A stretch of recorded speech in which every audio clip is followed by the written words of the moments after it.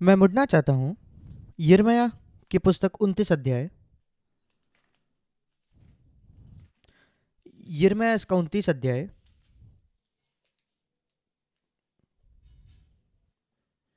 और उसका 11वां वचन।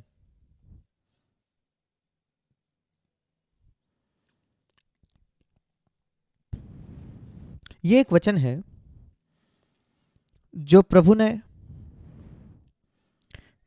यहूदा से कहा, जो दक्षिण का राज्य था यिर्मयाह के द्वारा। वे बंदुआई में जाने के पहले ही, बेबीलोन में जाने के पहले, वे 70 वर्ष एक अन्य जाति के राजा के अधीन जीने वाले थे और उनके लिए ये कठिन समय होने वाला था। उनमें से कुछ लोगों के लिए वे अपने घर में नहीं थे, जैसे चाहते वैसे आराधना नहीं कर सकते थे। हम में से कई होंगे जैसे जो अलग अलग जगहों में, राष्ट्रों में है, जहाँ देश जो है वो हमारे विश्वास के तरफ नहीं होता। और जो वायदा प्रभु ने उन्हें दिया वो ये था, मेरी तुम्हारे लिए कुछ कल्पनाएं हैं, और वो जो कल्पनाएं, वो जो योजनाएं हैं, वो तुम्हारे कुशल की है, तुम्हारे भले की है, हानि की नहीं, कि तुम्हें एक आशा देने के लिए, एक भविष्य देने के लिए। इंग्लिश में लिखा है ऐसा। और वो कहता है, इस पर विश्वास करते हुए अगर तुम मुझे पुकारोगे तो, 12वां वचन, और मुझसे प्रार्थना करोगे, मैं तुम्हारी सुनूंगा। पर तुम मुझे ढूंढोगे केवल तब जब तुम मुझे मेरे लिए खोजोगे। तुम मुझे पाओगे जब तुम मुझे ढूंढोगे पूरे हृदय से, संपूर्ण मन से। ये वचन है जो कई बार मेरे मन में आते हैं। हम में से हर एक अपने आप के लिए सर्वश्रेष्ठ खोजते हैं। ये कारण क्यों आप सब लोग यहाँ काम कर रहे हो गल्फ में, दुबई में, वो इस वजह से क्योंकि आपने अपने लिए कुछ अच्छा खोजा, और अपने बच्चों के लिए भी। क्या इसमें कुछ गलत है? बिल्कुल भी नहीं। जो जानवर होते हैं वो भी अपने लिए सबसे अच्छा खोजते हैं, और हमारे लिए ये अच्छा है कि हम केवल अच्छा या भला ना खोजे, बल्कि सर्वश्रेष्ठ को खोजे अपने आप के लिए। समस्या कई बार ये होती है कि हम जानते नहीं कि हमारे लिए सर्वश्रेष्ठ क्या है। इस संसार में अगर आप लोगों के विषय में बात करें, अपने लिए सर्वश्रेष्ठ खोजने के विषय में, वे केवल आराम के विषय में सोचते हैं, पैसा, समृद्धि, स्वास्थ्य, ये सब ठीक है, और परमेश्वर इनमें से किसी के भी खिलाफ नहीं है। पर हम सब एक दिन ये पाएंगे, जब मसीह वापस आएगा, जब हम अपने जीवन में पीछे मुड़कर देखेंगे। एक दिन आने वाला है जब यीशु वापस आएगा, जब हम अपने पूरे जीवन को पीछे मुड़कर देखेंगे। और उस दिन से नहीं शायद जब हमारा जन्म हुआ था, पर हमारा नया जन्म हुआ उस दिन से। तो उसके पहले का जो समय है, हम परमेश्वर को नहीं जानते थे, हम उससे दूर थे, वो हम भूल चुके हैं क्योंकि परमेश्वर ने उसके मिटा दिया है। पर जिस दिन हमारा नया जन्म हुआ, इसको याद रखिए मेरे प्रिय भाई और बहनों, आप और मैं, हम पीछे अपने जीवन पर देखने वाले हैं और सोचने वाले हैं वो चुनाव जो हमने किए हमारे जीवन के अलग अलग मोड़ पर, अलग अलग समयों पर। वो सर्वसाधारण चुनाव नहीं कि हम किससे विवाह करेंगे, या हम कहाँ जीने वाले हैं, या कौन सी नौकरी हम करेंगे। वो ऐसी चीजें हैं जो संसार के लोग भी उसमें दिलचस्पी रखते हैं, पर उससे भी ज्यादा वो चुनाव जो हमने अपने जीवन के अलग अलग मोड़ पर किए, जिन्होंने ये निर्धारित किया हमारे जीवन के कई पहलुओं को। मैं उसके विषय में अपने आप सोचता हूं, कई बार सोचता हूं। मैं कहता हूं, प्रभु, उस दिन मैं नहीं चाहता कि कोई पछतावा मेरा हो जब मैं अपने जीवन को पीछे मुड़कर देखता हूं, कि कोई भी चुनाव जो मैंने किया हो, अगर मैंने केवल वो चुनाव केवल कोई पृथ्वी के लाभ के लिए किया, उसमें कुछ गलत नहीं है। पृथ्वी पर अच्छे खोजना और लाभ खोजना, इसमें कुछ गलत नहीं। पर अगर मैंने ऐसा कोई चुनाव किया किसी पृथ्वी के लाभ के लिए, जिसके वजह से, जिसमें कोई आत्मिक मूल्य को मुझे खोना पड़ा, तो फिर मुझे उसका पछतावा होगा, खेद होगा। और वो एक खेद ऐसा होगा, मैं व्यक्तिगत तौर पर सोचता हूं कि मैं कभी उस पर उभर नहीं पाऊंगा, क्योंकि उसे सुधारने का कोई तरीका नहीं होगा उस समय। इसलिए आप जानते हैं हमारे बच्चे कैसे हैं। जैसे हमारे बच्चे बड़े होते हैं, सबसे मूलभूत समस्या सारे बच्चों के साथ वो ये होती है, उन्हें लगता है कि वो उनके माता पिता से बेहतर जानते हैं। इस वजह से वे आज्ञा नहीं मानते। अगर वे विश्वास करते कि मेरे माता पिता मुझसे बेहतर जानते हैं, वे 100% बात मानते, हर एक चीज जो आप कहते हो। वो कारण सारे अनाज्ञाकारिता हमारे बच्चों का वो ये है, वो सोचते हैं कि वे बेहतर जानते हैं। और जब वे बड़े होते हैं, जब वे अपने किशोर अवस्था में आ जाते हैं, वे सोचते हैं कि वे सही चुनाव करना जानते हैं, और हम जो उनसे ज़्यादा बुजुर्ग हैं और जो उनसे ज़्यादा बुद्धिमान है और उनसे ज़्यादा जानते हैं, हम जानते हैं कि वे गलत चुनाव कर रहे हैं। सोच कर देखिए कितने माता पिता हैं जिन्होंने अपने बच्चों को देखा है गलत प्रकार के व्यक्ति से विवाह करते हुए, क्योंकि कोई अच्छी दिखने वाली लड़की या कोई धनवान लड़का, वे उसी के साथ जाते हैं। और हम जानते हैं कि अगर उनका एक आत्मिक नींव नहीं है विवाह की, तो अपने जीवन को वो बिगाड़ने वाले। आप देख पाते हो पर वो नहीं देख पाते। ऐसे कितनी घटनाएं हमने देखी है। मैंने लोगों को CFC बैंगलोर में देखा है जिन्होंने अद्भुत सत्य सुने जवान होने के नाते, और वे जाकर किसी गलत व्यक्ति से विवाह कर बैठते हैं। मैं साफ साफ देख सकता हूं कि भविष्य में क्या होगा, पर वो नहीं देख पाते। और फिर सोचिए, अगर हमारे पास पूरा पूरा भरोसा होता, अगर हमारे बच्चों का पूरा भरोसा होता कि मेरे पिता मुझसे बेहतर जानते हैं मेरे लिए क्या भला है, वो अगर वे इस बारे में निश्चित होते तो वे उनके पापा की सुनते सारी बातों में। पर वे नहीं निश्चित है, विशेषकर जब वे अपने किशोर अवस्था में आते हैं, उन्हें लगता है कि वो बेहतर जानते हैं। पर आप उन पर दोष नहीं लगा सकते, क्योंकि हम अपने आप भी कई बार सोचते हैं कि हम परमेश्वर से बेहतर जानते हैं, और इस वजह से हम उसकी आज्ञाओं को बिल्कुल गंभीरता से नहीं लेते। बाइबल का एक वचन पूरे बाइबल में, शायद मैंने जिस पर सबसे ज्यादा प्रचार किया है पहाड़ी उपदेश पर और वहां के वचनों पर, शायद किसी भी दूसरे वचनों से या अध्यायों से, वो 3 अध्याय, मत्ती 5, 6 और 7। ऐसा क्यों? क्योंकि वे सबसे बुद्धिमान व्यक्ति के द्वारा कहे गए शब्द थे जो कभी इस संसार पर चला। आप सब इससे राजी होंगे कि यीशु मसीह सबसे बुद्धिमान व्यक्ति था जो कभी इस पृथ्वी पर चला। सबसे बुद्धिमान व्यक्ति जो इस पृथ्वी पर चला, उसने कहा बिल्कुल शुरुआत से ही, पहाड़ी उपदेश के शुरुआत में, मत्ती 5 में, ये वो व्यक्ति है जो सचमुच धन्य है, जिसके अंदर ये गुण है। और मैं कहता हूं, प्रभु मैं ये चाहता हूं, मैं आपके इतना बुद्धिमान नहीं, और अगर आपको लगता है ये सबसे आशीषित जीवन है जो एक मनुष्य इस पृथ्वी पर जी सकता है, मैं ये चाहता हूं, मैं ये जीवन चाहता हूं।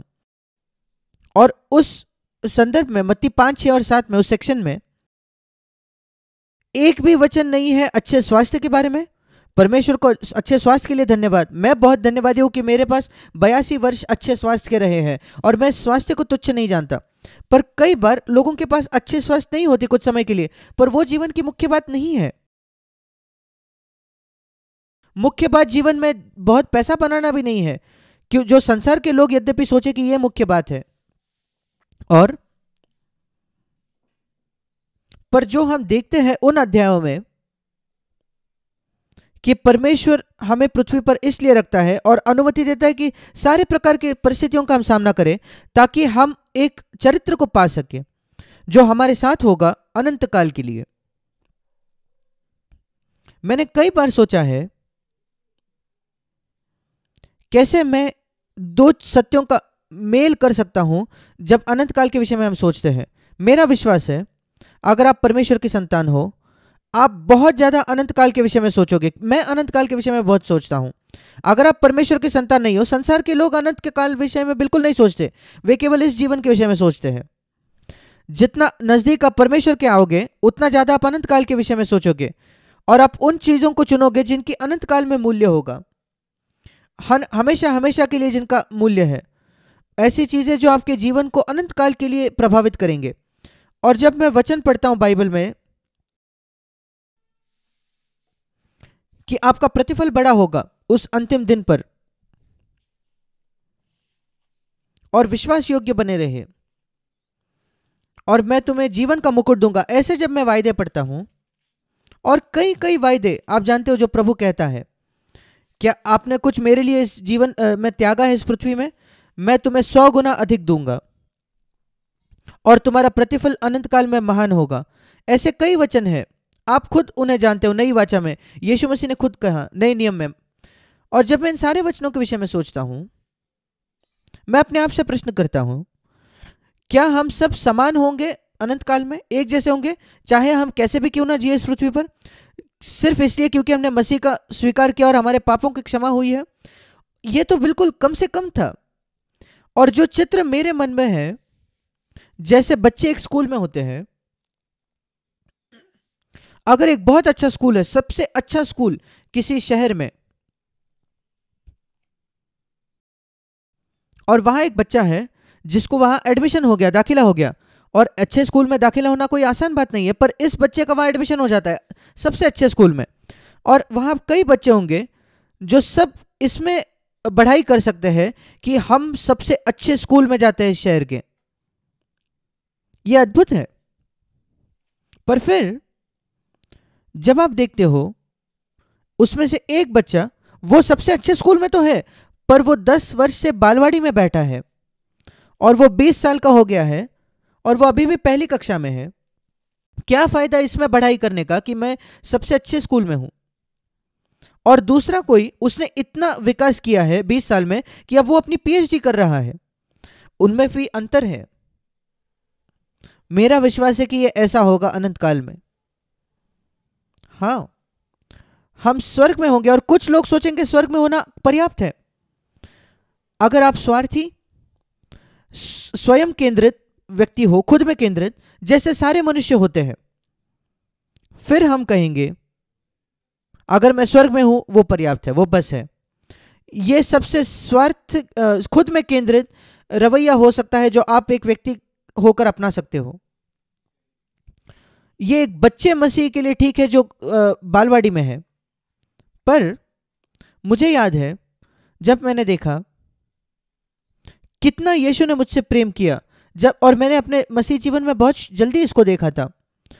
उस क्रूस पर वो मेरे लिए उसने दुख सहा और मेरे लिए वो मरा। ये साधारण मूलभूत सत्य जो हम अपने बच्चों को सिखाते हैं कि यीशु मसीह ने पीड़ा उठाकर उसने मौत सही, क्योंकि हम दुष्ट थे, हमें छुड़ाने के लिए, हमें क्षमा करने के लिए हमारे बीते हुए जीवन से, और हमें दुष्ट से छुड़ाने के लिए। जब मैं उस पर मनन करता हूं, मैंने कहा प्रभु, मैं कैसे ये सोच सकता हूं केवल स्वर्ग में जाने के विषय में? क्या ये पर्याप्त है कि मैं स्वर्ग में जाता हूं, कि मैं कभी कभार तेरे पास आकर कहता हूं धन्यवाद? यीशु मसीह ने चित्रों में बात की और दृष्टांत में बात की, और एक दृष्टांत जो यीशु मसीह ने व्यक्तिगत तौर पर मुझसे कहा वो ये था। मैंने अपने जीवन को इस प्रकार चित्रण किया, जब मैं सोचता हूं कैसे प्रभु ने मेरा उद्धार किया। बहुत जल्दी 62 वर्षों पहले जब मेरा नया जन्म हुआ था, और उस समय कभी ना कभी 62 वर्षों पहले एक चित्र जो प्रभु ने मुझे दिया वो ये था कि मैं एक रोड पर क्रॉस कर रहा हूं, एक बहुत ही गाड़ियां थी वहां, और एक बड़ी ट्रक को मैंने नहीं देखा कि जो आ रही थी, और वो मुझे कुचलने वाली थी, और किसी ने आकर मुझे ढकेल दिया उस ट्रक के मार्ग से, समय में, बिल्कुल सही समय पर, और मेरा जीवन बच गया। पर वो गरीब व्यक्ति, वो उस ट्रक के नीचे कुचला गया, और उसके जो पैर हैं वो बिल्कुल कुचले गए पूरी तरीके से, कि बाद में उसको कुछ सही नहीं कर पाए वो उसके पैरों को, और वो अब अस्पताल में है, और मैं उसके अस्पताल में मिलने जाता हूं। उसके पैर पूरी तरीके से काट दिए गए, उसके अभी पैर ही नहीं बचे, वो वहां पड़ा हुआ है, वो जीवित है। मैं उससे क्या कहूंगा? यह चित्र प्रभु ने मुझे दिया, यह एक दृष्टांत था मेरे अपने जीवन के विषय में। मैं उससे क्या कहूंगा? हाँ, मैं कहूंगा धन्यवाद, आपका बहुत बहुत धन्यवाद प्रिय भाई, मैं इतना आभारी हूं कि तूने मेरे जीवन को बचाया, मैं स्वस्थ हूं, मैं चल रहा हूं, और आप लंगड़े हो चुके हो, पैर आपके कट गए हैं। क्या यह पर्याप्त है? केवल मैं धन्यवाद कहकर चले जाऊंगा क्या? या मैं कहूंगा ठीक है, मैं बीच बीच में आकर आपसे मिला करूंगा, क्या इतना ही? मैंने सोचा मैं उससे कहूं, उससे बहुत ज्यादा कहूंगा। मैं उससे कहूंगा अगर वो विश्वासी होता, मैं कहता भाई मैं कभी तुम्हें वापस चुका नहीं सकता जो तुमने मेरे लिए किया है। मैं आज मरा हुआ होता, पर तूने अपने पैर अपने जीवन भर के लिए गवा दिए हैं केवल मुझे बचाने के लिए। मैं केवल धन्यवाद नहीं कहना चाहता और जाना नहीं चाहता। मैं कहता हूं मैं अभी तुम्हें वायदा देता हूं, उनके मृत्यु उनके माफ कीजिएगा उनके बिस्तर के वहां होकर आप अगर 50 वर्ष जियोगे तो भी मैं उनसे कहूंगा, अगर आपको कोई जरूरत होगी जीवन में, कभी भी कोई भी प्रकार की जरूरत, आर्थिक जरूरत हो या कहीं जाकर कुछ खरीदना है या कुछ करना है या आपको मार्केट जाना है या आपको गवर्नमेंट के ऑफिस में जाना है कुछ लेने के लिए, मुझे बुलाइए, मुझे फोन करना। और अगर मैं सबसे महत्वपूर्ण काम क्यों ना कर रहा हूं, मैं उसे छोड़ दूंगा तुरंत और वो आपके लिए पहला काम पूरा करूंगा। मैं अपना शब्द देता हूं, वचन देता हूं। और यही मैं उनसे कहता। और ये चित्र मुझे मिला यीशु के संबंध में। उसने केवल उसके पैर नहीं कटे यीशु के, उसने अपना जीवन मेरे लिए दिया। उसने मुझे रास्ते से ढकेलकर, मैं नरक जाने वाला था और एक ट्रक से कुचले जाने से ज्यादा बदतर है ये, और वो खुद नरक गया मेरे लिए। मैं नहीं जानता आप इसको जानते हो या नहीं। जब अंधकार था पृथ्वी पर 3 घंटों के लिए, यीशु मसीह उस क्रूस पर 6 घंटे तक लटका था। पहले 3 घंटे वो नरक नहीं गया। उसे कई चीजें करनी थी इस पृथ्वी पर।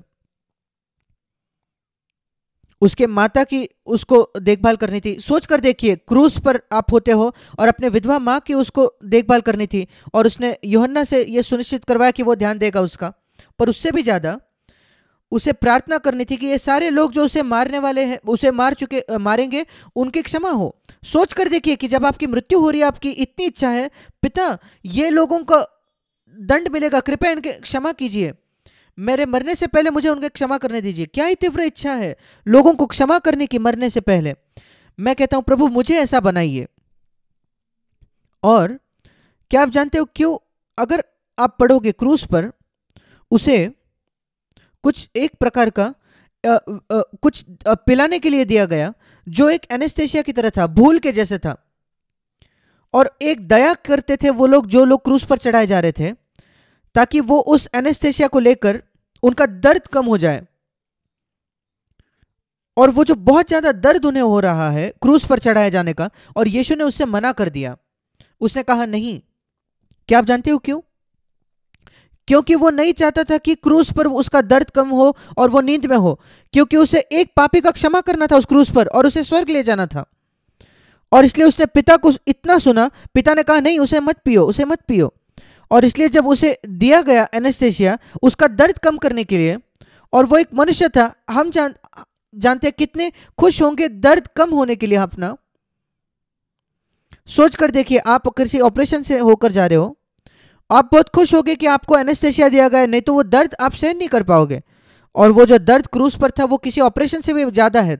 और पिता ने कहा वो मत पियो, और उसने उसे नहीं पिया, क्योंकि उसे क्षमा करना था उन सबको जिन्होंने उसे मारा, अपने माँ की देखभाल करनी थी। और एक चोर था जो नरक में जाने वाला था, उसके बाजू को उसे सुनिश्चित करना था कि वो व्यक्ति स्वर्ग में जाएगा। और यीशु मसीह आखिरी तक ऐसी छोटी छोटी बातों तक सतर्क था, सावधान था। और फिर जब ये सब उसने खत्म कर दिया पहले 3 घंटे में, फिर अंत में हम पढ़ते हैं उसे दूसरी बार वो दिया गया और फिर उसने लिया। आप बाइबल को ध्यान से पढ़िए, क्यों उसने दूसरे बार लिया, क्यों उसने पहले बार वो एनेस्थेटिक नहीं लिया? क्योंकि वो कुछ करना चाहता था हम दूसरों के लिए। क्रूस पर लटके हुए उसके जीवन भर ऐसा ही वो जिया। हम आसानी से कहते हैं प्रभु मुझे तेरे जैसे बना, मुझे यीशु जैसे बना, मैं यीशु के जैसे होना चाहता हूं। क्या आप जानते हो यीशु जैसे होना क्या है? ऐसे यीशु जैसे होना क्या मतलब है? कि आप अपने आराम का इनकार करते हो ताकि आप दूसरों के लिए जियो, ताकि वे परमेश्वर के राज्य में आए। ये सच्चा शिष्य है यीशु का।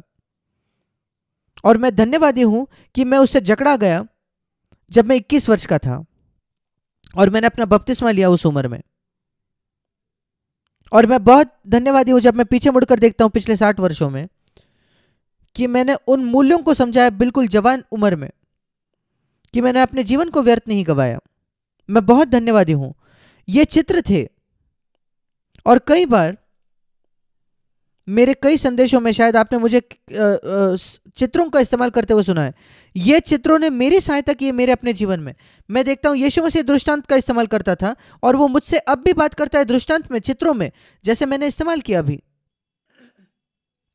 और फिर आखिरी 3 घंटे उस क्रूज पर वो नर्क था। पहले 3 घंटे उसने नर्क का अनुभव नहीं किया, वो ये बाकी बातें कर रहा था जो मैंने आपको अभी बताई। फिर वो समय आया जब उसे दंड उठाना था हमारे पापों के लिए, मेरे पाप के लिए। मैं उसको निजी बनाता हूं, व्यक्तिगत बनाता हूं। मैं क्रूस पर देखकर ये नहीं कहता वो संसार के पापों के लिए मरा, मैं कहता वो मेरे पापों के लिए मरा। सारे बदतर दुष्ट बातें जो मैंने की, मेरे शुरुआती याददाश्त जब से मुझे है, और मेरे नए जन्म के बाद भी जो मूर्ख बातें मैंने की, और जो कठोर तरीके से मैंने बात की है लोगों से, या क्षमा न करने का रवैया था किसी के प्रति कुछ समय के लिए, सारे प्रकार की बातें जो मैंने मांगे रखी है दूसरे लोगों से, जो मांगे हम करते अपने पत्नी से, अपने पति से, या कई बातें, मैं कहता हूं प्रभु तू इन सारी बातों के लिए मरा, और उसकी जो पनिशमेंट, उसका दंड ये है नर्क। हमें ज्यादा क्रूस पर मनन करने की आवश्यकता है। कई लोग सोचते हैं कि यीशु मसीह क्रूस पर मरा, वे केवल उसी विषय, शारीरिक मृत्यु के विषय में सोचते हैं, वो जो दर्द था, पीड़ा थी, वो सब। मैंने ऐसे मूवीज देखे हैं यीशु के, और कई मूवीज जहां यीशु मसीह क्रूस पर चढ़ाया जाता है, और मुझे याद है मेरे जवानी के दिनों में जब कभी मैं देखता, मैं सचमुच रोता था। मैं कहता था क्या ही पीड़ा का सामना किया उसने, और उसमें खीले ठुकवाए जाते थे उसके हाथ में। पर उस मूवी, यीशु की मूवी होने के बाद अगले दिन मेरा जीवन तो वैसे के वैसे था, उसने मेरे जीवन को नहीं बदला, पर उस क्षण में मैं बहुत हिल जाता था। और मुझे लगता है आपके साथ भी वैसा ही होगा अगर आपने यीशु के क्रूस पर चढ़ाए जाने की मूवी देखी है तो। पर एक समय आया मेरे जीवन में जब मैंने यह महसूस किया कि वो जो खीले थे, वो खीले कुछ भी नहीं थे। जो उसने अनुभव किया वो नर्क था, पिता के द्वारा त्यागा गया। इसलिए वो चिल्लाया, मेरे परमेश्वर तूने मुझे क्यों त्याग दिया। जैसे मैंने कई बार कहा है, 33.5 वर्ष के लिए इस पृथ्वी पर यीशु मसीह हमेशा ऊपर देखकर परमेश्वर को पिता कहता था। पिता पिता, उसने कभी दूसरे शब्द का इस्तेमाल नहीं किया, क्योंकि इतना नजदीकी संबंध था उसका पिता के साथ। क्रूस पर भी पिता पिता उन्हें क्षमा कर, क्योंकि वे नहीं जानते वो क्या कर रहे। पहले 3 घंटों में वो कहता है पिता पिता उन्हें क्षमा कर। पर जब अंधकार छा गया और वो त्याग दिया गया, तब मेरे पापों का दंड शुरू होता है। हम जानते हैं कि पाप की दंड नर्क है और शारीरिक मृत्यु नहीं। अगर यीशु मसीह की केवल शारीरिक मृत्यु होती फिर उसने मेरे पाप का दंड नहीं उठाया है। वही हम बच्चों को कहते हैं कि यीशु मसीह हमारे पापों के लिए मरा, पर जब आप प्रौढ़ हो जाते हो आप समझते हो कि सच्चा सत्य यह है कि यीशु मसीह नर्क गया मेरे पापों के लिए, क्योंकि मेरे पापों का दंड शारीरिक मृत्यु नहीं है। मैं फिर एक बार दोहराना चाहता हूं जो मैंने कई कई बार कहा है, सोच कर देखिए इसके विषय में। अगर शारीरिक मृत्यु जो यीशु ने शारीरिक मौत से ही क्रूस पर, अगर वो पाप का दंड होता, मैं खुद उसको उठा सकता हूं, फिर यीशु को मरने की क्या जरूरत है। मुझे मरने दे प्रभु, मैं उसका दंड उठाता हूं और फिर मैं स्वर्ग जा सकता हूं। और हर एक मनुष्य जिसकी मृत्यु होती है वो स्वर्ग जाएगा, क्योंकि उसने दंड उठा दिया है पाप का। यह साफ साफ सबूत है इस बात का कि शारीरिक मृत्यु दंड नहीं है पाप का। और अगर यीशु मसीह केवल शारीरिक तौर पर मरा, फिर वो मेरे पापों के लिए नहीं मरा।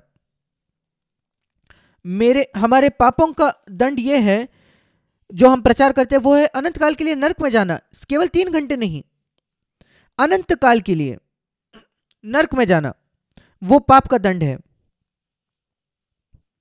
और अगर यीशु मसीह केवल 3 घंटों के लिए नरक गया, फिर वो मेरे पाप का दंड नहीं है, क्योंकि पाप का दंड 3 घंटे नरक में जाना नहीं है। कोई भी खुश होगा अगर वो जीवन भर पाप में जिए पृथ्वी पर और फिर 3 घंटे नरक में जाए और फिर स्वर्ग जाए। पाप का दंड नरक में 3 घंटे जाना नहीं है केवल। पाप का दंड है अनंत काल नरक में। और वो एक रहस्य है। कारण क्यों यीशु मसीह 3 घंटे में अनंत काल का अनुभव कर पाया, वो इस वजह से क्योंकि वो परमेश्वर था।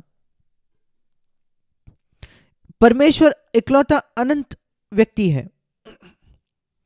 हम सब जो है, हम सीमित है, सीमित लोग हैं, अनंत नहीं है।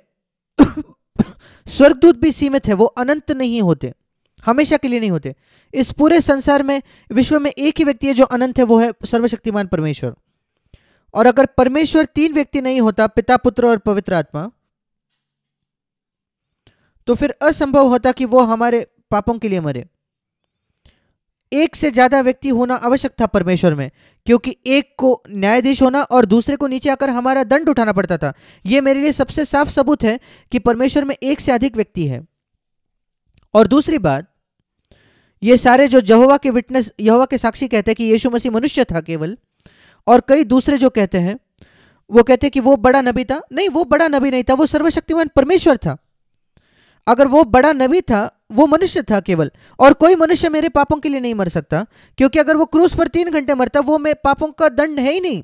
पाप का दंड तो अनंत काल के लिए है। मैं उसको समझा सकता हूं मल्टीप्लिकेशन में, गुना करने के विषय में। एक जीवन, उसको अनंत काल से अगर गुण दिया जाए, वो है दंड, पाप का दंड। पर अनंत काल, अनंत परमेश्वर, अगर उसका गुना 1 सेकंड के लिए भी हम करें, वो असीमित परमेश्वर है। अगर वो 1 सेकंड भी नरक में बिताए, तो वो अनंत काल के बराबर है। जैसे अनंत, इनफाइनाइट इंटू उसका गुना 1 से करे तो वो अनंत है, और वैसे 1 गुना अनंत काल से करे तो वो भी अनंत काल के बराबर है। ये गणित के हिसाब से भी सही है। जो यीशु ने अनुभव किया, ये समझना बहुत कठिन है, पर मैंने उसको समझने की कोशिश की है। अनंत काल का मतलब क्या है नरक में? हमारा मन है, हम उसके विषय में सोच सकते हैं। यीशु ने चित्रों का इस्तेमाल किया, अग्नि का और कीड़ों का। एक व्यक्ति रोता है जैसे ही वो जाता है कि पानी की एक बूंद मुझे दी जाए, और ये सब अनंत काल के लिए, हमेशा हमेशा हमेशा हमेशा के लिए, जब कोई आशा नहीं होती वहां से छूटने की, वो यीशु ने अनुभव किया वास्तविकता में। और जब मैंने इसको समझा, वो मेरे जीवन में कृतज्ञता लाता है, धन्यवाद लाता है।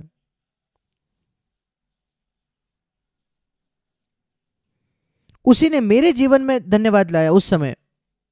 जैसे मैंने उस चित्र का इस्तेमाल किया जिसके पैर कट गए थे उस मनुष्य के, जब मैंने देखा कि यीशु ने अनंत काल का सहा मेरे लिए, और मैंने कहा प्रभु, जब मैं इस विषय में सोचता हूं, मैंने प्रभु से ये कहा 60 वर्षों से पहले, प्रभु तू मुझसे कुछ भी मांग सकता है, कभी भी। मैं जैसे उस मनुष्य को कहता जिसके पैर टूट गए थे, अपने जीवन में कभी भी मुझे बुलाइए, मैं आकर सहायता करूंगा, क्योंकि मैं ये नहीं भूल सकता कि तुमने अपने पैर मेरे लिए गवाए। और मैंने वो प्रभु से भी कहा, प्रभु मैं भूल नहीं सकता इस बात को कि तू नरक में अनंत काल के लिए गया मेरे लिए केवल। इसलिए कभी भी मेरे जीवन में, शायद मैं कितना भी महत्वपूर्ण बात क्यों ना कर रहा हूं, और तू मुझसे कहता है छोड़ दो, मैं वो छोड़कर वो करूंगा जो तू मुझसे कहेगा। कोई चीज जो मुझे आनंद देती है और प्रभु कहता है मैं नहीं चाहता तुम ये करो, छोड़ दो, मैं उसे छोड़ दूंगा। मैं आप में से सबको पूछना चाहता हूं, प्रिय भाई और बहनों, हम सब कहते हैं कि हम यीशु से प्रेम करते हैं, और हम बहुत धन्यवादी है कि वो हमारे पापों के लिए मरा, पर क्या इस प्रकार का संबंध आपका मसीह के साथ है?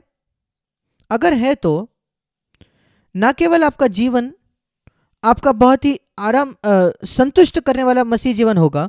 कई मसीह है, अगर आप उनसे पूछोगे क्या आपका नया जन्म हुआ है? हाँ। क्या आप स्वर्ग जा रहे हो? हाँ। क्या आप संतुष्ट हो अपने मसीह जीवन से? वे कहेंगे नहीं।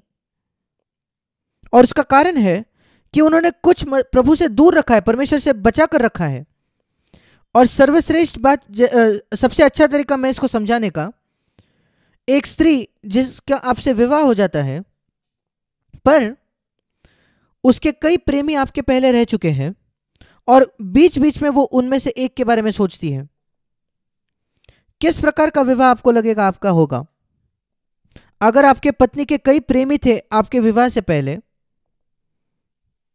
और यद्यपि शारीरिक तौर पर वो किसी के साथ नहीं है, पर उसका मन कभी ना कभी उनके पास जाता है और वो कहती है कि वो पुरुष कितना अच्छा था, और वो विचार उसके मन में आते हैं, वो कभी भी एक संतुष्ट विवाह नहीं होगा उसका आपके साथ। और बाइबल बताती है हम मसीह की दुल्हन है,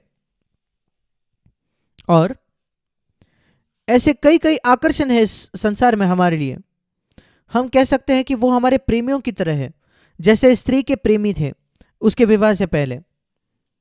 और हम कह सकते हैं कि हमारे प्रेमी थे हमारे मसीह के विवाह से पहले, और मसीह के साथ हमारा विवाह होने के बाद भी वो प्रेमी हमारे मन में आते हैं। हम उनके विषय में सपना देखते हैं, हम उनके विषय में सोचते हैं। वही चुराता है उस नजदीकी संबंध के साथ मसीह के साथ।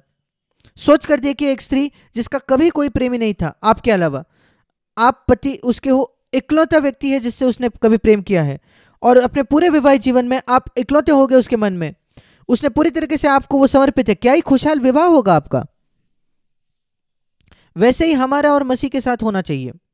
जब कोई भी बात, कोई भी आराम, कोई भी पैसा, कोई भी चीज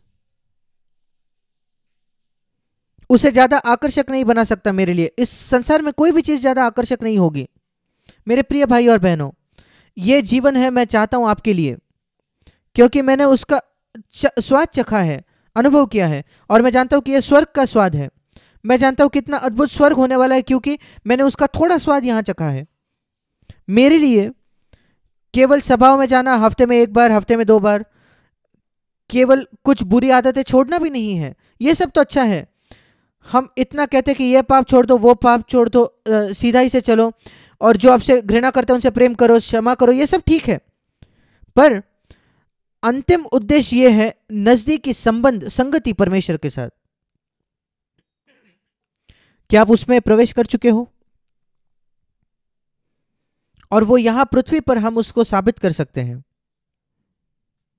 स्वर्ग में जाना और कहना प्रभु मैं तुझसे प्रेम करता हूं किसी भी चीज से ज्यादा, और तेरे जैसा कोई नहीं है मेरे लिए, यह बहुत आसान है स्वर्ग में कहना। ये राजनीतिक दल में जुड़ने जैसा है। जब वो जीत जाते हैं चुनाव उसके बाद, और फिर लोग वहां मिनिस्टर बन सकते हैं, केंद्रीय मंत्री हो सकते हैं, पर चुनाव जीतने से पहले वो उस राजनीतिक पार्टी में नहीं जाना चाहते थे। और कई लोग ऐसे ही होते हैं, जब वे स्वर्ग जाएंगे वहां वे आनंद मनाएंगे। पर अब हमारी जो लॉयल्टी है वो साबित होती है, हमारी जो निष्ठा है वो साबित होती है। मैं कई बार सोचता हूं क्यों परमेश्वर ने अनुमति दी कि मसीह का जो इतिहास है इतना अलग होता है। पुराने नियम में तो लोगों को उसने बहुत आशीषित किया। आप देखिए कैसे लोगों को पुराने नियम में उसने आशीष की, हमेशा उन्हें छुड़ाकर, दुख और पीड़ा से छुड़ाकर प्रभु ने। आप व्यवस्था विवरण 28 अध्याय पढ़िए, पुराने नियम का सुसमाचार व्यवस्था विवरण 28 में। क्या आप जानते हो क्या है? मैं तुझे अद्भुत आशीष दूंगा पैसे के साथ, संपत्ति। मैं तुम्हें आशीष दूंगा अद्भुत स्वास्थ्य के साथ, तुम बीमार नहीं रहोगे। व्यवस्था विवरण 28 कभी पढ़कर देखना। समृद्धि और स्वास्थ्य, पैसा और स्वास्थ्य, वो सुसमाचार है पुराने नियम का, और ये स्पष्ट है, सिखाया गया है व्यवस्था विवरण उसके 28 अध्याय में। और जब लोग आज प्रचार करते हैं स्वास्थ्य और संपत्ति का सुसमाचार, मैं कहता हूं हाँ वो पुराने नियम का सुसमाचार है, व्यवस्था विवरण 28 है। पर मैं कह रहा हूं पर आप 2000 वर्ष पीछे चल रहे हो समय के। ये जैसे स्टोन एज के समय जीने जैसा है। उस समय जब गाड़ियां नहीं होती थी, एरोप्लेन नहीं होते थे, हम वहां जाकर नहीं जीना चाहते जब बिजली नहीं होती थी। पर लोग वही कर रहे हैं जब वो स्वास्थ्य संपत्ति के सुसमाचार की बात करते हैं। वो पुराने नियम का सुसमाचार है, व्यवस्था विवरण 28। नए नियम में स्वास्थ्य और संपत्ति नहीं, वो है आत्मिक स्वास्थ्य और आत्मिक संपत्ति। और इस वजह से जैसे ही लोग मसीह हो गए, शायद पहले दिन से ही, पहले 300 वर्षों तक मसीहत के उनका सताव हुआ। वे एक जगह नहीं हो सकते थे, उनको नौकरी छोड़नी पड़ी, उनको भागकर गुफाओं में छुपना पड़ा। यह कभी इस्राएल के साथ नहीं हुआ। जब इस्राएल को दौड़ना पड़ा वे केवल तब जब वे आज्ञाकारी नहीं थे, तभी। पुराने नियम में हम इसको पढ़ते हैं, इस्राएल उनके शत्रुओं के सामने तभी भागता था जब वे अनाज्ञाकारी थे। और प्रभु भविष्यवक्ताओं के द्वारा कहता था कि तुम आज्ञाकारी रहो और तुरंत तुम्हारे सारे शत्रु तुम्हारे पैरों तले होंगे।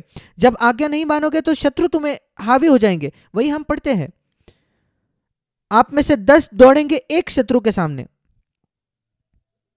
पर नए नियम में ये इतना अलग है। पहले दिन से ही परमेश्वर ने अनुमति दी उनके सताव का। उसके सबसे सर्वश्रेष्ठ जो प्रेरित थे वो मार दिए गए, उनके सिर काट दिए गए अन्य जाति राजाओं के द्वारा। क्या यह मसीहत है?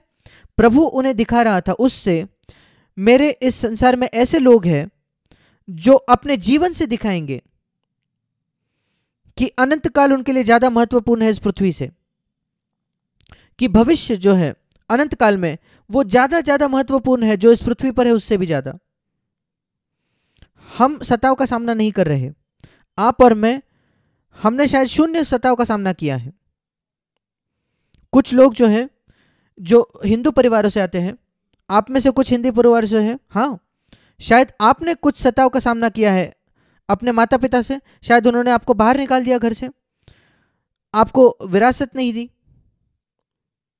मेरे तो नए जन्म पाए हुए माता पिता थे जिन्होंने मुझे एक विरासत भी दी, अच्छा जीवन दिया, और मैं बहुत आराम से जिया हूं। और मैं उनको ही सराहता हूं जो हिंदू परिवार से है। उन्होंने कुछ सताव का सामना किया, पर हम में से अधिक ने नहीं। शायद 99% हम जो है, हम मसीह परिवार से आए, हमने कुछ भी सामना नहीं किया सताव का। फिर परमेश्वर ने क्यों इसकी अनुमति दी? क्यों परमेश्वर आज भी अनुमति देता है? सबसे अद्भुत जो मसीह है चाइना में, उनका सताव होता है, उनको मार दिया जाता है। कई संसार के जगहों में बहुत कठिन है मसीह होना। मैं वहां देखता हूं कि हम अनंत काल के अगर हमें मूल्य चाहिए, हम यिर्मयाह 29 में पढ़ते हैं, मेरे पास तुम्हारी योजनाएं हैं। जैसे मैंने कहा, हमारे बच्चे कभी कभी समझते नहीं कि मेरा पिता मुझसे बेहतर जानता है, और मैं कहना चाहता हूं हम भी कभी कभी नहीं समझते कि हमारा स्वर्गीय पिता बेहतर जानता है मुझसे। क्या आप तैयार होते कि आप प्रभु के पास जाकर कहोगे, प्रभु मैं चाहता हूं कि हर एक चीज जो तेरी योजना है मेरे जीवन के लिए वो सिद्ध तौर पर पूरी हो जाए। एक जवान होने के नाते जब वो कहता है, प्रभु मैं उससे विवाह करना चाहता हूं जो जिसे तू मेरे लिए चुनता है, चाहे वो सुंदर है या नहीं, पढ़ी लिखी है या नहीं, नहीं, मैं चाहता हूं जो लड़की तू मेरे लिए चुने, जो सचमुच आत्मिक होगी और पूर्ण हृदय होगी, जो मुझे एक बेहतर मसीह बनाएगी। वही मैंने कहा, और मैं बहुत धन्यवादी हूं कि मैंने ये कहा। और हर एक बात में, प्रभु मैं नौकरी चाहता हूं जहां तू मुझे गवाह बनाना चाहता है तेरे लिए। मुझे याद है जब मैं नेवी में था, नौसेना में था, ऐसे कुछ शिप्स होते थे जो ज्यादा आरामदायक थे, ज्यादा उत्साही थे, वॉरशिप्स जो होते थे, वॉरशिप से भी ज्यादा, जहां हम अच्छी अच्छी चीजें कर सकते थे, जिसमें रोमांच होता था। और प्रभु ने मुझे भेजा बहुत ही बोरिंग शिप में, और मैंने कहा, प्रभु तूने मुझे यहां क्यों भेजा है?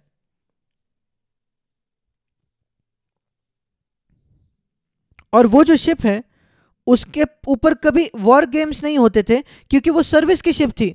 वो अलग अलग पोर्ट्स में जाते थे जहां सर्वे नहीं हुआ है, जहां कोई मनुष्य नहीं होते थे। इंडिया में जहां कोई भी नहीं होता है, वहां जाकर समुद्र को सर्वे करना, वहां की कोस्ट को, तट को सर्वे करना। और हम जानते थे कि वहां जाने का कोई फायदा नहीं था, हम बोर हो जाते थे शिप पर।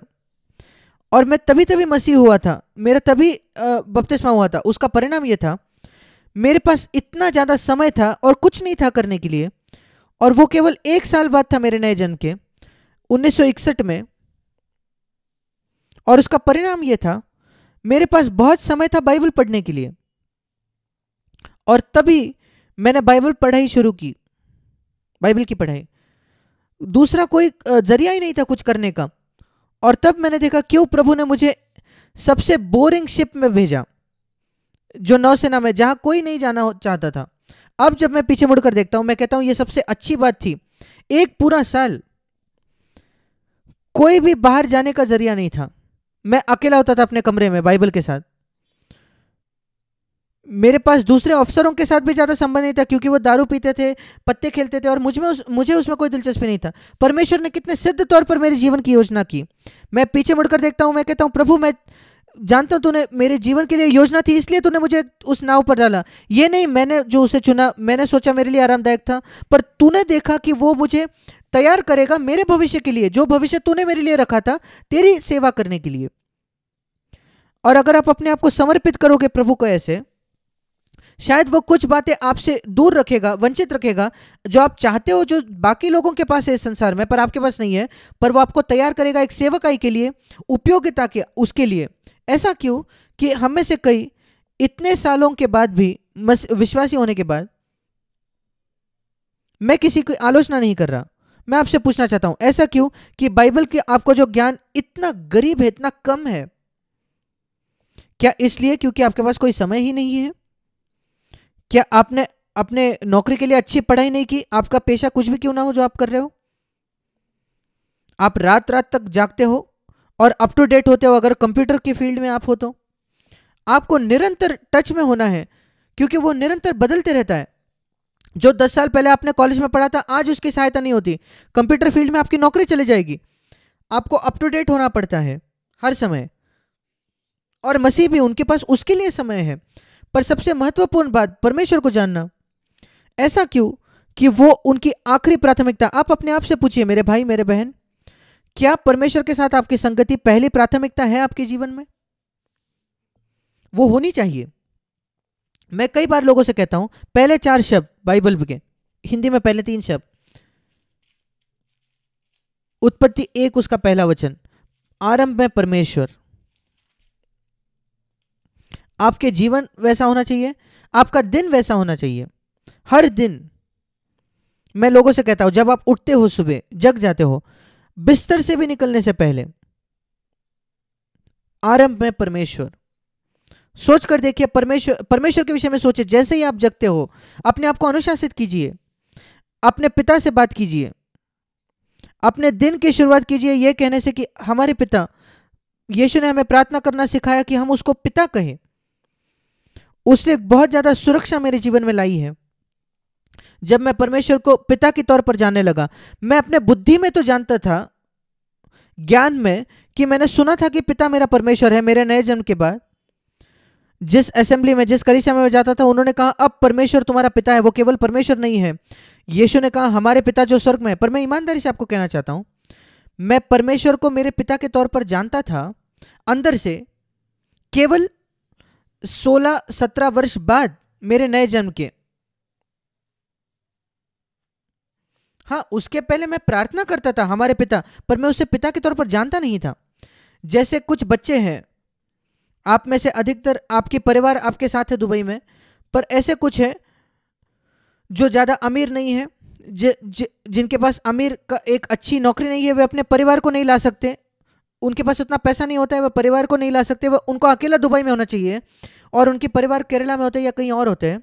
और फिर एक साल में, वो साल में एक बार जाते हैं केरला में अपने परिवार को देखने के लिए। सोचकर देखिए ऐसे परिवार के विषय में। और वो जो बच्चे होते हैं जो अपने पिता को शायद 1 महीना देखते हैं 1 साल में, आप उनसे पूछिए क्या आप, तुम्हारे पास एक पिता है? वो कहेंगे हाँ। वो कहेंगे हाँ। क्या आप उनको देखते हो? हाँ, कभी कभार मैं उन्हें देखता हूं, साल में 1 बार। हमें उनके लिए दुख महसूस होता है, उन बच्चों के लिए। आप कितने भाग्यवान हो, आप अपने बच्चों को रोज देख सकते हो। पर सोचकर देखिए, उन बच्चे जिनके माता पिता बहुत गरीब है, वह उनके साथ गल्फ में नहीं ला सकते दुबई में, वे अपने पिता को साल में 1 ही बार देखते हैं, कुछ समय के लिए केवल। पर बिल्कुल ऐसे ही कई मसीही हैं, वे अपने पिता को निरंतर नहीं देखते। उनके पिता जो स्वर्ग में है उसके बारे में बात कर रहा हूं। हाँ, कभी कभार, और इस वजह से उनका जीवन इतना शैलो है, उथला है और खाली है। इस वजह से वे बाइबल को पढ़ना गंभीरता से नहीं लेते। बाइबल उनके लिए बोरिंग किताब है। मुझे ईमानदारी से बताइए मेरे भाई मेरे बहन, क्या आपको लगता है कि आपको बाइबल से कुछ पाते हो जब आप उसे पढ़ते हो तब? या आप उसे एक परंपरा के तौर पर पढ़ते हो? हाँ, मुझे पढ़ना है, मुझे अपने विवेक को साफ रखना है बाइबल पढ़कर हर दिन। क्या उससे आप कुछ पाते हो? मैं आपको बताना चाहता हूं, मैं बाइबल 62 वर्षों से पढ़ रहा हूं और मैं उसमें से कुछ पाता हूं। अभी कभी, हमेशा, कभी कभी एक पूरे दिन में मैं एक ही वचन पढ़ता हूं, बस उतना ही। शुरुआती दिनों में नहीं, मैं बाइबल नहीं जानता था इसलिए मैं कई अध्याय पढ़ता था, पर आजकल मैं बाइबल को जानता हूं इसलिए मैं एक वचन पढ़ता हूं और परमेश्वर मुझसे बात करता है और कहता है कि वहां मनन करने के लिए बहुत है। बाइबल बताती है जो व्यक्ति धन्य है वो नहीं जो बाइबल को पढ़ता है, जो बाइबल पर मनन करता है। हम जानते हैं भजन 1, धन्य है वो पुरुष, वो नहीं जो बाइबल को पढ़ता है, धन्य है वो मनुष्य जो उसकी व्यवस्था पर रात दिन ध्यान करता है, मनन करता है। उसका मतलब यद्यपि वो रात के बीच में उठता है, वो सोचता है जो उसने बाइबल में पढ़ा था। भजन 1 उसका दूसरा वचन, बाइबल के वचन में वो मनन करता है रात दिन। क्या आपने उस वचन को पढ़ा है? क्या आपने कभी बाइबल के वचन पर मनन किया है रात में जब आप बिस्तर में थे? आप किस विषय में सोचते हो? कभी कभी हम बिस्तर में होते हैं और हमें नींद नहीं आती है और रात के बीच में हम जग जाते हैं, या और आप कुछ समय जागे हो, आप किस विषय में सोचते हो तब? भजनकार कहता है जो व्यक्ति परमेश्वर के विषय में सोचता है जो उसने दिन में पढ़ा था, ऐसा व्यक्ति इतना धन्य, इतना आशीषित है। एक अद्भुत वायदा है यहां जिसने मुझे आशीषित किया है, जो कुछ वो करता है वो उसमें सफल होगा। ये मनुष्य जो बहुत तीव्र इच्छा रखता है कि उसका पिता उससे बात करे, नजदीकी तौर पर वो चाहता है कि पिता उसके पास हो, और वो बाइबल परमेश्वर के वचन को पढ़ता है। शायद वो पढ़ता नहीं, उसके पास बाइबल नहीं है निरंतर, पर वो जो उसने पढ़ा या सुना जो उसके मन में, उस पर मनन करता है दिन भर। जब भी उसे समय मिलता है, थोड़ा समय मिले, कुछ क्षण मिले उसके काम के बीच, या वो गाड़ी चला रहा है या जो भी है, कुछ वचन उसके मन में आता है और वो उस विषय में सोचता है और वो एक निजी संबंध बनाता है अपने पिता के साथ। वो एक धन्य पुरुष है। और यहां लिखा है जो कुछ वो करे वो सफल होता है, जो कुछ वो छूता है वहां एक आशीष होगी। ये क्या ही तरीका है जीने का। मैंने इसे पढ़ा, मैं कह रहा हूं प्रभु मैं ये जीवन चाहता हूं, मैं ऐसे जीना चाहता हूं, ये जीवन मैं चाहता हूं कि मेरा जीवन आशीषित होगा हर दिन, और आत्मिक तौर पर मैं उन्नति करूंगा, सफल रहूंगा हमेशा।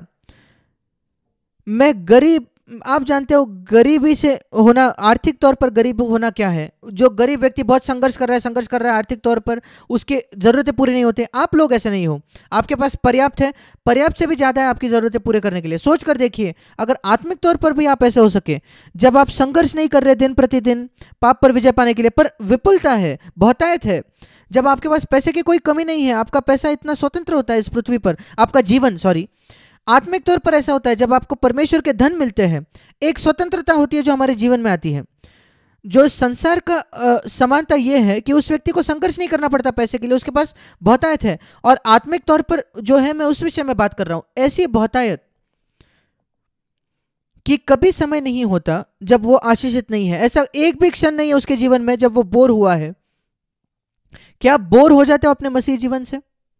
क्या आपको लगता है आपका मसीह जीवन एक परंपरा जैसा है, आपको सभा में जाना एक बोझ लगता है? नहीं, मेरे लिए तो बिल्कुल इसका विपरीत है। वो दिन जब सभा नहीं होती तब मैं बोर होता हूं। सभा के लिए जाना तो मेरे लिए बहुत उत्साही है, क्योंकि परमेश्वर प्रभु की उपस्थिति है वहां। मैं सोचता हूं कि हम में से कई, हमारे एक संतुष्ट अनुभव नहीं है हमारे स्वर्गीय पिता के साथ और यीशु मसीह के साथ, और मैं आपको उसका कारण बताना चाहता हूं। क्योंकि हम विश्वास नहीं करते कि परमेश्वर की योजना हमारे लिए सर्वश्रेष्ठ है। सब कुछ जो वो हमसे कहता है वो सर्वश्रेष्ठ है मेरे लिए। उदाहरण के तौर पर जब वो कहता है तुम्हें हर एक को क्षमा करना है जिसने आपको चोट पहुंचाई है, 99% नहीं, हर एक व्यक्ति को पूरी तरीके से उन्हें क्षमा कीजिए, चाहे उन्होंने जो कुछ क्यों ना किया हो आपके खिलाफ।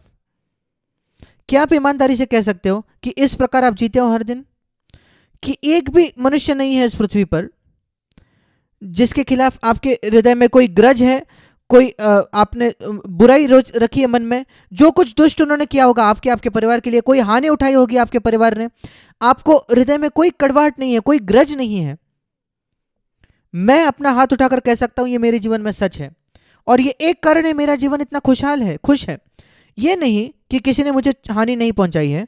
मैंने प्रभु की सेवा की है अब 56 वर्षों तक, पूर्णकालीन सेवा, और आप निश्चित हो सकते हो कि मैं शैतान का ज़्यादा एक हमले का निशाना हूँ। शैतान मुझ पर ज़्यादा निशाना साधता है आपसे ज़्यादा, और वो मुझे दूसरे लोगों के द्वारा मुझ पर निशाना करता है और कई तरीके से मुझे तकलीफ दी है, पर मुझे मेरे पास उनके खिलाफ कुछ नहीं है।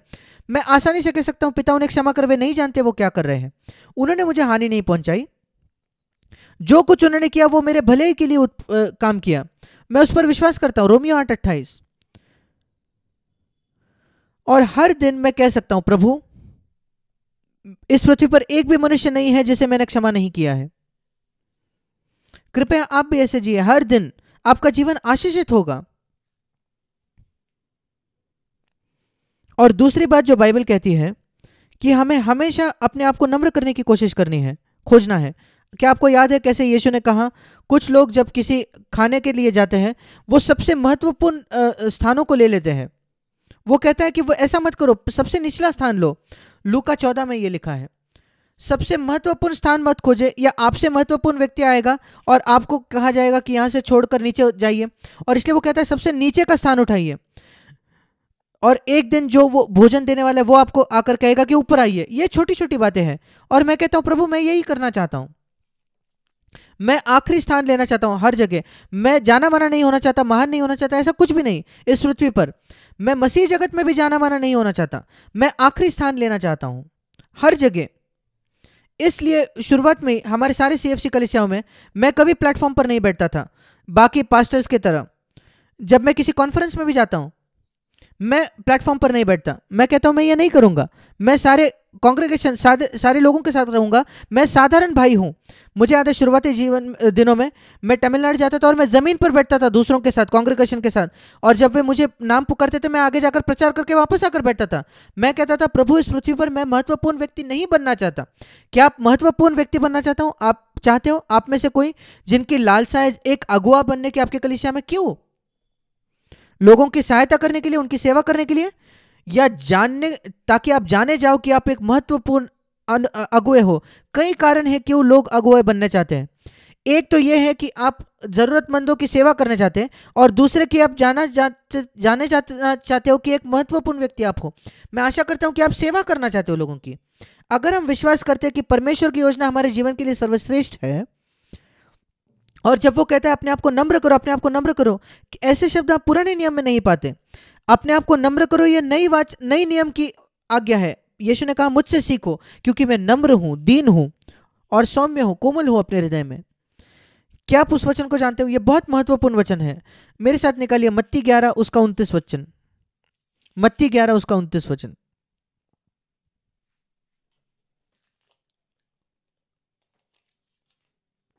उस वचन के बीच में मुझसे सीखो। ऐसी कई बातें हैं जो मसीहों को सीखने की आवश्यकता है। कैसे प्रचार करते हैं, मसीह खोजते हैं जिससे सीखने के लिए। कैसे प्रचार करते हैं लोग? 3 साल बाइबल स्कूल जाते हैं प्रचार कैसे करें सीखने के लिए, हिब्रू सीखने के लिए, इब्रानी भाषा यूनानी सीखने के लिए, बहुत सारी बेकार बातें। पर एक चीज जो प्रभु ने, यीशु ने कहा सीखने के लिए लोगों को, वो नहीं सीखते। यीशु ने कभी हमसे नहीं कहा कि हम बाइबल उससे सीखे। मुझसे नम्रता और कोमल होना सीखे,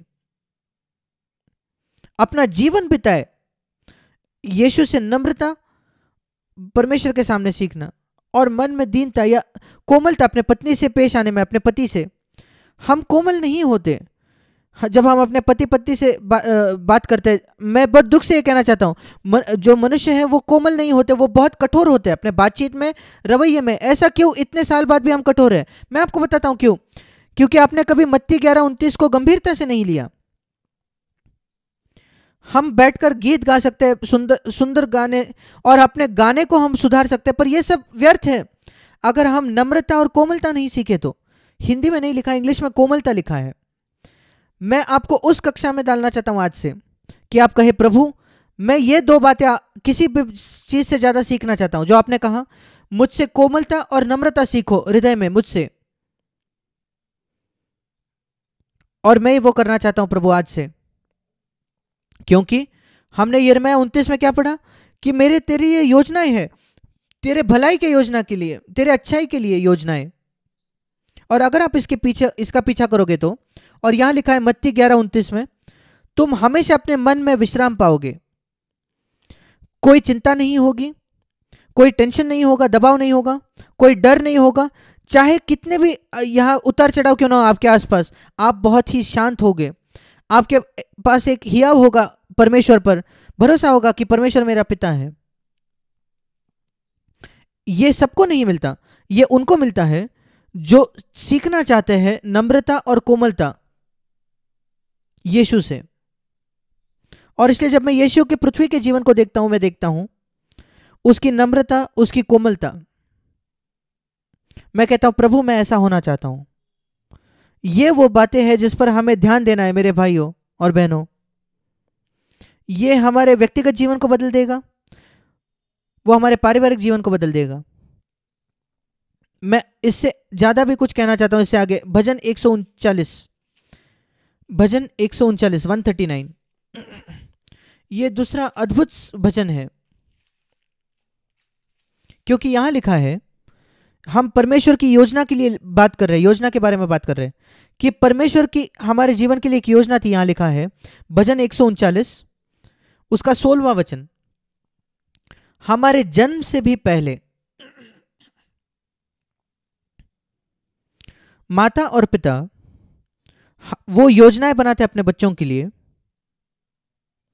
भारत में कभी कभी आपको स्कूल में एडमिशन लेना पड़ता है, सीट बुक करना पड़ता है कई साल पहले, उस स्कूल शुरू होने से पहले। शायद आपका बच्चा 6 साल की उम्र में स्कूल जाएगा, आपको 5 साल के पहले सीट बुक करना चाहिए। ऐसे भी घटनाएं हैं जहां आपको एक सीट में बुक करना पड़ता है आपके बच्चे के जन्म के बाद। अगर आप उस स्कूल में एडमिशन चाहते हो 6 साल बाद, अभी उसे बुक करो जैसे आपके बच्चे का जन्म होता है। और माता पिता उसकी योजना भी करते हैं, क्योंकि उन्हें फिर एडमिशन नहीं मिलेगा एक अच्छे स्कूल में। परमेश्वर के हमारे जीवन के लिए योजनाएं हैं। हमारे जन्म से पहले उसने योजना की, सर्वश्रेष्ठ योजना की हमारे लिए। भजन 139 उसका 16वां वचन, तेरी आंखों ने मेरे बेडोल तत्व को देखा, मेरे मां के गर्भ में यह है।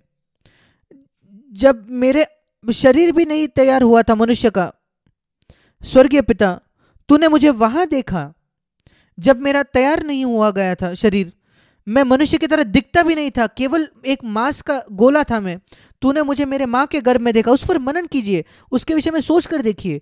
मां के गर्भ में आप केवल मांस का एक गोला थे, और वहां प्रभु ने, पिता ने मुझे देखा, और वो जानता था मैं क्या होने वाला हूं। एक दिन मैं अपने मां के गर्भ से बाहर आऊंगा मनुष्य बनकर, और उसने योजना बनाई मेरे लिए उस समय से। जब यहां लिखा है तेरी किताब, तेरे किताब का मतलब है तेरे मन में सारी बातें लिखी गई है। तेरे पुस्तक में मेरा जन्म कहाँ होगा, मेरे माता पिता कौन होंगे, मैं कहाँ पढ़ाई करूंगा, मैं कहाँ बड़ा होऊंगा, और एक दिन मैं अपना जीवन मसीह को दूंगा, और कैसे मेरा जीवन उसके बाद होना चाहिए, कौन सी नौकरी मुझे करनी है, किससे मुझे विवाह करना है। ये सब की योजना हो चुकी है। ये नहीं कि वो योजना पूरा होगी आपके जीवन में, ये निर्भर है आप उसको खोजते हो या नहीं। मैं सोचता हूं ज्यादातर मसीह जो है, परमेश्वर की योजना उनके जीवन में पूरी ही नहीं होती। कहीं ना कहीं वे ऐसे भटकते जाते हैं यहां वहां इस पृथ्वी पर। हमारा जीवन ऐसा नहीं होना चाहिए। हमारा जीवन हमारे जन्म से ही हर दिन योजना की गई है, उस दिन तक जब हम खत्म नहीं करते अपने पृथ्वी के जीवन को। यही लिखा है भजन 139:16 में, मेरे जीवन के सारे दिन, केवल कितने साल में जीऊंगा ये नहीं, 16 वचन में लिखा है जितने दिन में रहूंगा, जो मेरे लिए थे इस पृथ्वी पर, वे सारे योजना थी। मेरा पहला दिन शुरू भी नहीं हुआ था, मेरे जन्म से भी पहले मेरा पूरा जीवन की योजना तूने बनाई थी। वो एक प्रेमी पिता है। वो हम जो अपने बच्चों के लिए करते हैं उससे काफी ज्यादा करता है हमारे लिए। और हमने यिर्मयाह 29 में पढ़ा कि मेरी योजनाएं हैं तुम्हारे कुशल के लिए, तुम्हारे भलाई के लिए। और मैं बहुत मूर्ख हूं यह सोचने के लिए कि मैं एक बेहतर योजना बना सकता हूं मेरे जीवन के लिए परमेश्वर से। क्या आप ईमानदारी से कह सकते हो कि आप अपने पूरे जीवन को समर्पित करने को तैयार हो परमेश्वर को, और प्रभु तू जो कहेगा मैं वो करूंगा, जो भी तू कहेगा वो मैं वो करूंगा। मैं तेरे योजना को अपने जीवन में करना चाहता हूं, क्योंकि वो इकलौती बात है, योग्य जीवन है जो मैं जी सकता हूं। कुछ लोग सोचते हैं, कई मसीह इसमें सोचते हैं कि सबसे महान बात है पूर्णकालीन सेवा में जाना, फुल टाइम में जाना। नहीं, परमेश्वर की इच्छा यह नहीं है कि हर कोई फुल टाइम काम करे, पूर्णकालीन सेवा करे। जब आप मसीहों को देखते हो, मैं सोचता हूं 1% मसीहों से भी कम, विश्वासियों से भी कम, उनकी बुलाहट है कि वो पूर्णकालीन मसीह सेवा में हो, फुल टाइम सेवा में हो। 99% मसीह परमेश्वर की योजना 99 उसके बच्चों के लिए है, 99% कि वे किसी काम में हो, कोई नौकरी करे। इस वजह से CFC में हमने प्रोत्साहित किया लोगों को कि वे कोई काम करे, नौकरी करे। और इसलिए हमारे सारे जो प्राचीन हैं, अगुए हैं, हमारे सारे 100 कलीसियाओं में हम बहुत अलग कलीसिया है, अनोखी कलीसिया है। हमारी कोई फुल टाइम लोग नहीं है जिनको सपोर्ट मिलता है किसी कलीसिया से। हर कोई अपने खर्चे संभालता है, अपने आप का सपोर्ट करता है। और हम लोगों को प्रोत्साहन करते हैं कि आप अपने नौकरी में विश्वास योग्य रहे। परमेश्वर की आपके लिए योजना है और आप सुनिश्चित करें उस योजना को आप पूरी करें, और ऐसी चीज़ों के पीछे ना दौड़े जो आपके जीवन में योजना नहीं है। ये नहीं कि परमेश्वर स्वर्ग से कहेगा यहाँ जाओ वहाँ जाओ। अगर हम नम्रता में चले, ये मैंने पाया है, मैं स्वर्ग से आवाज नहीं सुनता यहाँ जाओ वहाँ जाओ, पर मैंने पाया है अगर मैं नम्रता में चलूँ तो, और मैं कहूँ प्रभु मैं तुझ पर निर्भर हूँ हर एक बात के लिए, अचेत तौर पर वो मेरे जीवन का मार्गदर्शन करेगा और मैं उसके जीवन से ना चूकूंगा, उसकी इच्छा से ना चूकूंगा अपने जीवन में। मैं यही चाहता हूँ आप में से हर एक के लिए कि जो परमेश्वर ने योजना आपके लिए निर्धारित की कि वो पूरी हो जाए। हम कई बार प्रार्थना करते हैं, प्रभु मैं चाहता हूँ अपने जीवन से तुझे महिमा दूं। एक ही तरीका ही मैं परमेश्वर को महिमा दे सकता हूं इस पृथ्वी पर, और जो यीशु ने कहा यूहन्ना 17:4 में, मैंने तेरे नाम को महिमा दी है उस काम को पूरा करके जो तूने मुझे दिया था। यीशु ने भी, ये परमेश्वर का उसके लिए एक योजना थी, वो जो चाहे वो नहीं कर सकता था। और 99% उसका जीवन, वो तो फुल टाइम सेवा में भी नहीं था, पूर्णकालीन सेवा में नहीं था, वो एक नौकरी करता था, वो एक बढ़ाई था, 30 वर्ष की उम्र तक कारपेंटर था। उसने वो काम पूरा किया जो पिता परमेश्वर ने उसे दिया। और फिर वो कहता है पिता मैंने तेरे नाम को महिमा दी है। कैसे? मैंने तेरे नाम को महिमा दी है उस काम को पूरा करके जो तूने मुझे दिया था। मेरे प्रिय भाई और बहनों, आप फुल टाइम सेवा में नहीं हो, पूर्णकालीन सेवा में नहीं हो। परमेश्वर ने आपको एक नौकरी में बुलाई है और आपके जीवन की योजना की है कि आप जहां हो वहां आप हो, पर आप जहां कहीं हो, मैं आपको कहना चाहता हूं परमेश्वर की आपके लिए एक योजना है। उसने योजना की है कि आप कुछ लोगों से संबंध रखो, मिलो उनसे, और कुछ लोगों को ज्यादा ईश्वरीय जीवन में ले जाओ। आप जहां कहीं हो, आपके जीवन, आपके नौकरी में आप उदाहरण हो दूसरों के लिए। उसने योजना रखी है कि आपके कुछ बच्चे हो जिनको आप बड़ा कर सको ईश्वरीय तरीकों से, ताकि अगली पीढ़ी भी वहां गवाह होंगे प्रभु के लिए। इसी ने मेरे हृदय को जकड़ा है। यह पर्याप्त नहीं है प्रभु कि मैं आपके लिए जीऊं, मैं जाने के बाद क्या, दूसरी पीढ़ी होनी चाहिए जो वही सत्य आगे ले जाएगी। और इसलिए मुझे अपने बच्चों को वैसे बड़ा करना है। अगर मेरे 10 बच्चे हो या 2 बच्चे हो, मुझे उन सबको वैसे बड़ा करना है कि वे सत्य को आगे ले जाए जो परमेश्वर ने मुझे दिया। नहीं तो मैं असफलता हूं अगर मैं केवल अपने आप के लिए जीऊं। यह पर्याप्त नहीं है कि आप आपके बच्चों को एक अच्छी पढ़ाई दो, अच्छा शिक्षण दो और बहुत आराम दो। कई दुबई के, कई गल्फ के माता पिता यही करते हैं, और मैं बहुत दुख से कहना चाहता हूं कई लोग जो वहां, कई बच्चे जो वहां बड़े हुए, उनकी अच्छी गवाही नहीं है। उनकी ये गवाही नहीं है नम्रता की और प्रभु परमेश्वर के पीछे खोजने की गवाही नहीं है। मैं प्रार्थना करता हूं कि आपके बच्चों के साथ ऐसा नहीं होगा। मैं प्रार्थना करता हूं कि आप आपके बच्चों को बड़ा करोगे, कि वे एक ज्यादा बेहतर तरीके से वो सत्य बताएंगे जिसको आपने जकड़ा है, आपके जीवन में जकड़ा है जो सत्य। यह पर्याप्त नहीं है, आपको यह सत्य आपके बच्चों तक पहुंचाना है। नहीं तो आपको कहना पड़ेगा प्रभु मैं पिता होने के नाते एक असफलता हूं, मैं अपने आप के लिए जिया, मैं अगले पीढ़ी के विषय में मैंने नहीं सोचा, मैं गवाह होना चाहता हूं। यह नहीं कि मैं प्रभु को सेवा करूंगा और फिर गायब हो जाऊंगा, नहीं। पौलुस ने कहा तीमुथियुस को, सुनो मैंने तुझे प्रशिक्षित किया तीमुथियुस, तूने कुछ करने के लिए। वो विवाहित नहीं था पौलुस, तीमुथियुस के बेटे जैसा था। उसने प्रशिक्षित किया अगले पीढ़ी को, और उसने तीमुथियुस को कहा दूसरे तीमुथी 2 में, तूने दूसरे लोगों को प्रशिक्षित करना है जैसे मैंने तुझे किया, जो विश्वास योग्य है, जो दूसरों को प्रशिक्षित करेगा। दूसरा तीमुथी 2 अध्याय पढ़िए। वो 4थे पीढ़ी तक उसकी चिंता थी। परमेश्वर का हमारे लिए एक योजना है और हमें अपने बच्चों के लिए एक योजना रखनी है। केवल ये नहीं कि वो एक अच्छा शिक्षण पाए, वो तो ठीक है, वो ठीक है, उन्हें सबसे अच्छा शिक्षण दीजिए, अच्छे नौकरी उन्हें मिले, पर वे गवाह हो मसीह के लिए और विश्वास योग्य भी हो सारी हर छोटी बात में। और परमेश्वर की हमारे लिए एक योजना है, उसी चीज की हमें खोजना है कि हम वो पूरी हो जाए हमारे पृथ्वी के जीवन खत्म होने से पहले, ताकि हम कह सके पिता मैंने तुझे इस पृथ्वी पर महिमा लाई है उस काम को पूरा करके जो तूने मुझे दिया। और यद्यपि हम उसके विशिष्ट डिटेल्स ना समझ पाए परमेश्वर की योजना की, यहाँ दो बातें हैं, नम्रता और कोमलता यीशु से सीखे, मुझसे सीखे, बाकी चीजें सही जगह पर गिर जाएंगी, हो जाएंगी। हर परिस्थिति में कहिए प्रभु मैं कैसे प्रतिक्रिया दे सकता हूं इस परिस्थिति में, नम्रता से और कोमलता से। दो शब्द, मैं आपको 10 चीजें नहीं बता रहा, यीशु ने कहा 2 चीजें मुझसे सीखे, मत्ती 11:29, कोमलता और नम्रता। इसलिए कोई भी परिस्थिति क्यों ना हो जिसका सामना कीजिए आप जीवन में, घर में, आपके कार्यस्थल पर या कहीं भी, जब आप भविष्य को देखते हो, प्रभु मैं कैसे प्रतिक्रिया दूं इस परिस्थिति में, कोमलता और नम्रता में। आपको अपने जीवन को पीछे मुड़कर देखना होगा और आप देखोगे ऐसे कई परिस्थितियां थी जहां आपने बातों को अलग किया होता। अगर आप अपने आप से पूछते मुझे कैसे प्रतिक्रिया देनी है, कोमलता और नम्रता में। और इसलिए हम उस अतीत के विषय में कुछ नहीं कर सकते, पर आइए हम भविष्य के विषय में कुछ करें। अपने पारिवारिक संबंध में जब कोई तनाव होता है, घर में कोई कुछ गलत हो रहा है, हमारे सारे घरों में कुछ ना कुछ गलत हो सकता है।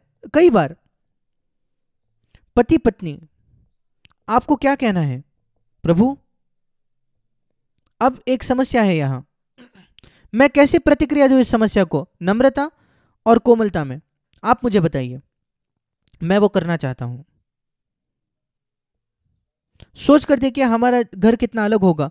सोच कर देखिए क्या ही स्वर्ग का एक वातावरण हमारे घर में होगा, हमारे बच्चे बड़े होंगे ये जानते हुए, उस वातावरण को जानते हुए। परमेश्वर आप सबको आशीष दे। धन्यवाद। आइए हम प्रार्थना करेंगे। स्वर्गीय पिता, जैसे हम तेरे सामने झुकते हैं, ऐसे बहुत कुछ है जो हमें आपसे सीखना है। हम चाहते हैं कि हमारे जीवन एक जीवन भर आपके धन्यवाद के प्रति धन्यवाद का एक कहने का जरिया हो कि जो तूने सब कुछ हमारे लिए त्याग दिया।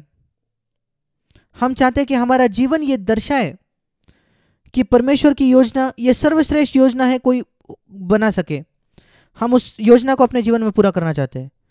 हम में से हर एक की सहायता कीजिए, हम प्रार्थना करते हैं यीशु के नाम में, आमीन।